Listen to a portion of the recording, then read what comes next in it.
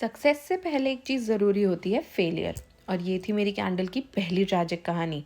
पर मैंने हार नहीं मानी, स्पेशली जब बात हो मेरी बहन के कोल्ड की। विंटर आते ही उसका सिस्टम बोलता है कोल्ड इनकमिंग। तो मैंने सोचा कुछ स्पेशल करते हैं। विक्स डाला क्योंकि विक्स बिना बोले काम करता है।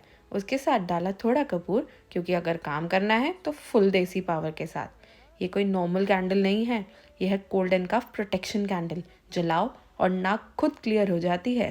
परफ्यूम तो कैंडल्स में सब डालते हैं, मैंने बनाई है प्यार वाली candle. And finally after one fail attempt and one retry, care वाली कैंडल इज़ रेडी।